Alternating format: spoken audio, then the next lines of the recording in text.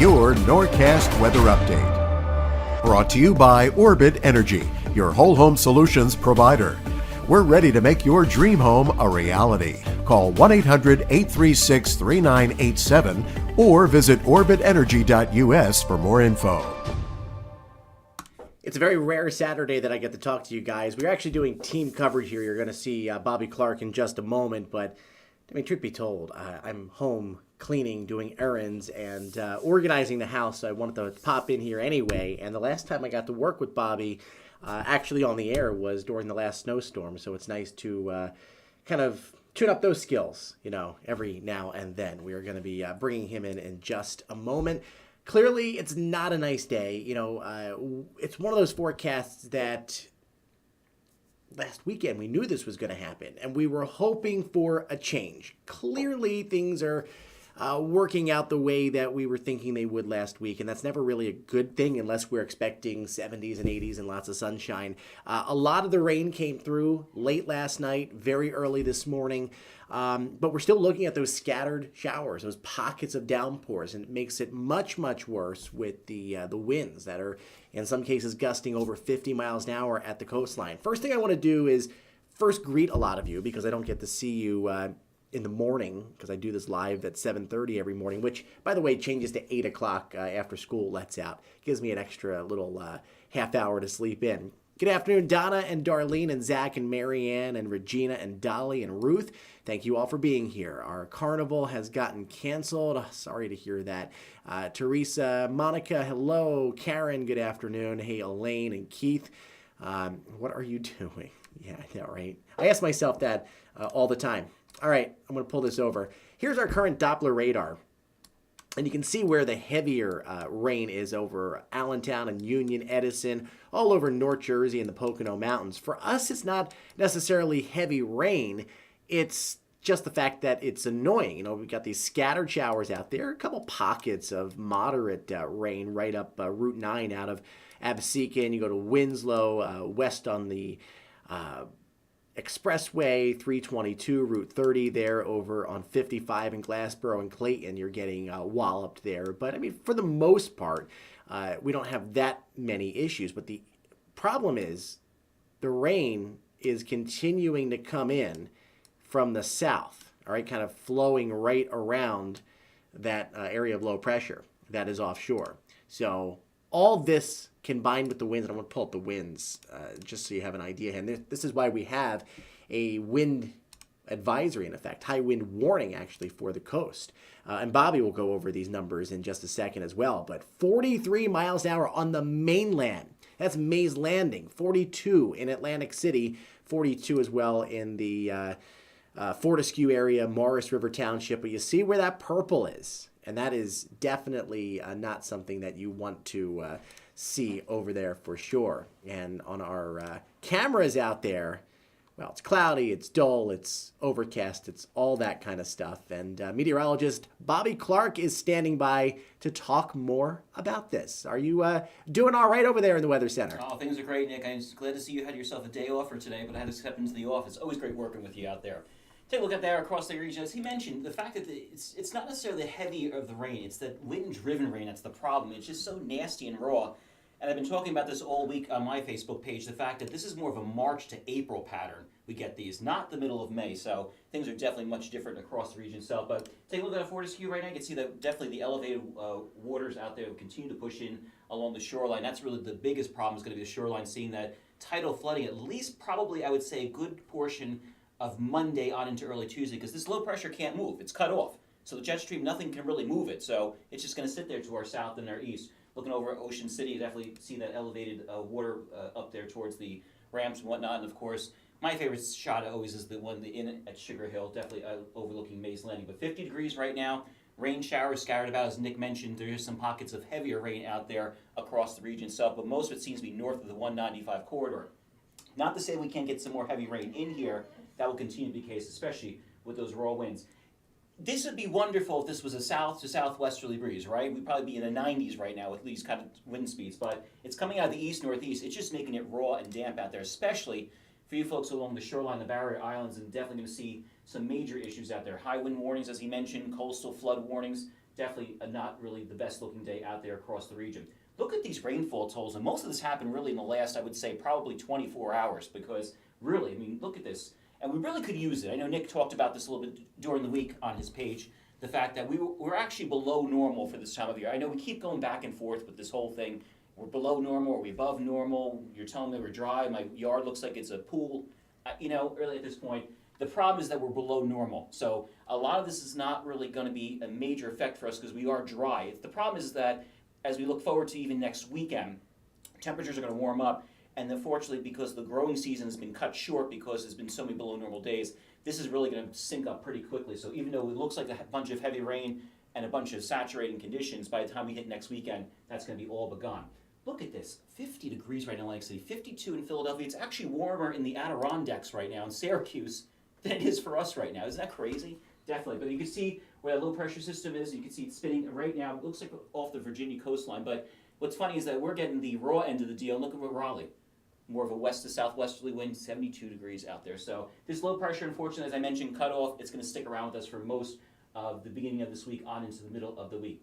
Temperatures right now across the region, 50 right now in Glassboro, 49 in Marlton, 50 at the state capitol. Run that 195 quarter, it's 51 in Asbury Park, 51 Atlantic City, and Courthouse also 51. Temperatures are not going much of anywhere today. The heavier rain, the cloud cover, obviously going to keep things damp and raw for us. You can see right now we're getting a little bit of a break here, but you can see, as Nick mentioned, the fact that it's a south to southeasterly flow in terms of the rainfall, along with the northeasterly flow. It's going to keep bringing us all these this training of showers and storms. But I think the stormy weather is going to stay to our north in terms of kind of seeing thunderstorms and things like that. I think as we head towards the south, yes, pockets of rain, but that will just continue to push on in here as we head through the rest of this afternoon on into the evening. And unfortunately, we're going to be sticking with chance of showers as we head even to tomorrow. And even Monday, we're talking about even seeing a shower or two. So definitely, this thing has really gotten itself hooked into the shoreline. That's definitely for that. Good news. Yes, good news. Out here towards the west, there's a warm front, pretty strong one too, bringing a lot of warm air out of Mexico and Texas. That's going to push its way to our region. Probably won't get here till Thursday, unfortunately.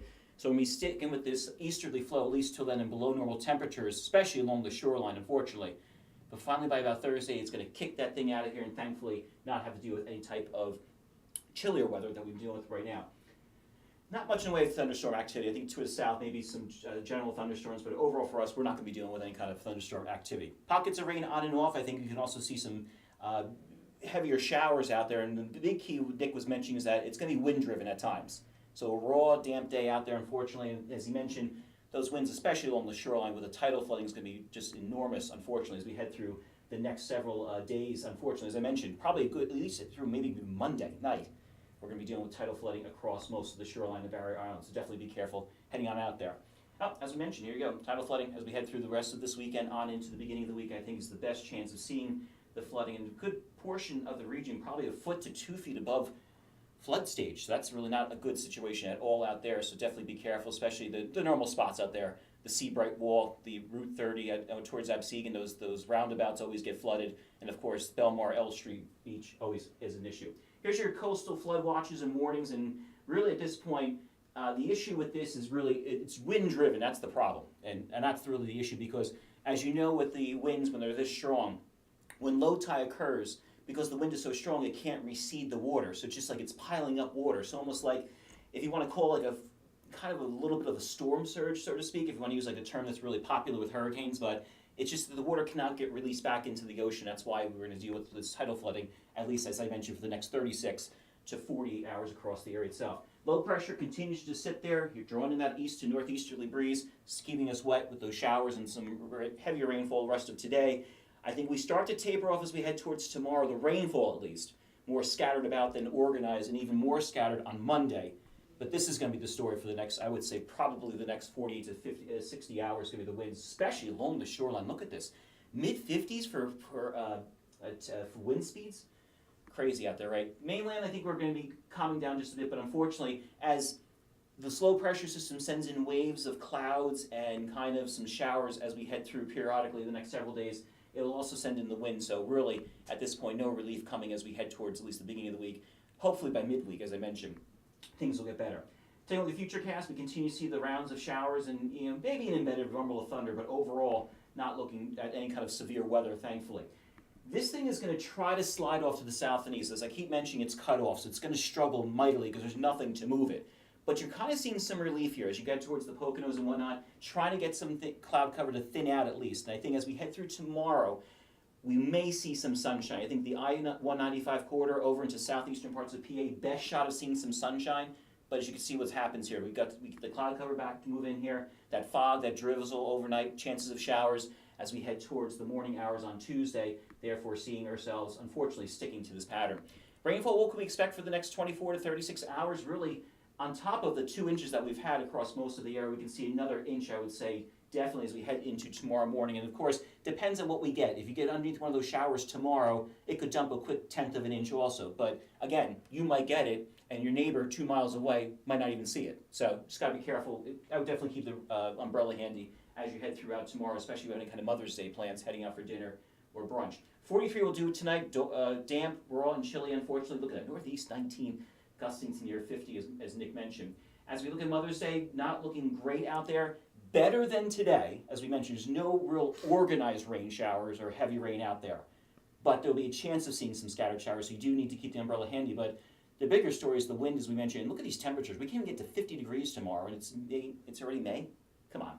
Ridiculous, right, Mother Nature? Finally, we get a break as we head towards the end of next week. 59 for Mother's Day. That's inland, but unfortunately along the coastline will be much more chillier. Look at this thing. It's just a pocket of cold air just sitting right here thanks to that influence of the easterly flow.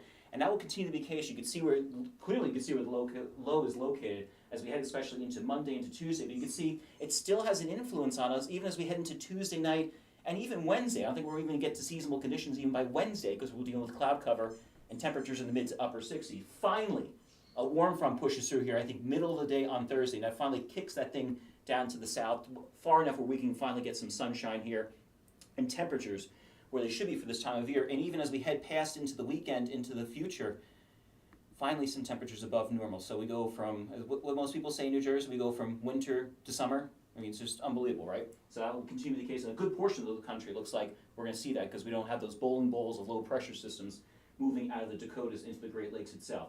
So improving conditions by the time we hit Tuesday, still below normal, still an easterly flow. Same thing for Wednesday, still can't get the seasonal levels where we should be for this time of year, which is around 70 or 71 degrees. Finally, that warm front pushes on through here. We see ourselves temperatures back where they should be this time of year, even warmer.